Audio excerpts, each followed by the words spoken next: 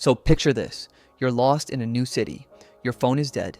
No map, no GPS, no battery pack. Now what? For a Gen Zer, this feels like a horror movie. But for boomers, that was just called Tuesday.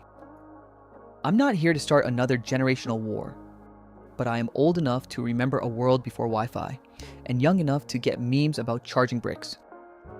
I've lived in both timelines, and let me tell you, what boomers pulled off was borderline survival training. By the end of this video, you'll understand how the simplest tools boomers used every day, like a folded map or a rotary phone, would absolutely break modern brains. And maybe, just maybe, you'll appreciate those decades a bit more.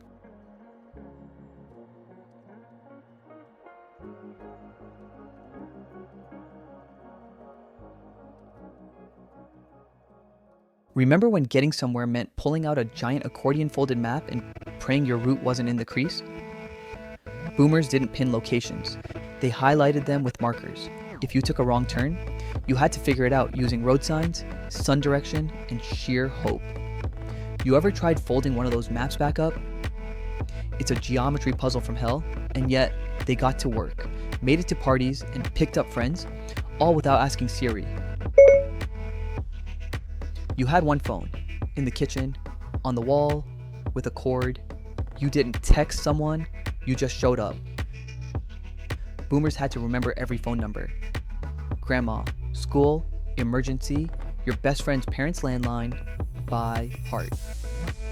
If you messed up a single number, you had to spin that whole rotary dial again. And forget about privacy, everyone heard your combo because the phone was basically a speaker system. Now, Gen Z can't even call for pizza without a panic attack.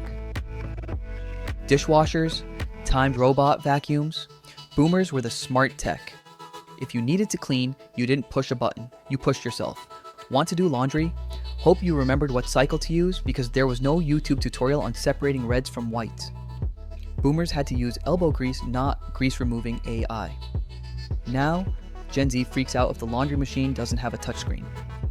Boomers had like 5 channels. No remote. You were the remote. Dad would point and say, Channel 4? That was your cue to get up and change it. If your show came on at 8 p.m. and you missed it, too bad. There was no pause button, no rewind, no watch later. You had to be there or you missed the entire conversation at school the next day. And don't even talk to me about binge watching. Watching 3 episodes in a row? That was called a mini-series and it took 3 nights. No DMs, no likes, no comments. If you liked someone, you had to call their house and hope their dad didn't answer. Parties? You found out by word of mouth. Breakups? You couldn't just block someone. You had to see them in algebra class. Imagine Gen Z having to talk to someone in person to ask them out. Now loading anxiety.exe. There was no DoorDash. If you wanted food, you had to. Know how to cook? Go get it. Wait in line. Deal with exact change. Recipes were passed down or found in cookbooks. Those were like printed Pinterest boards that could catch fire. And there was no such thing as dietary preferences. If dinner was meatloaf, you ate meatloaf, or you were hungry. Loves meatloaf, double meatloaf. I hate meatloaf.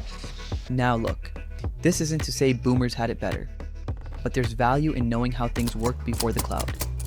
Before phones were smart, before we outsourced everything, because someday that tech might fail.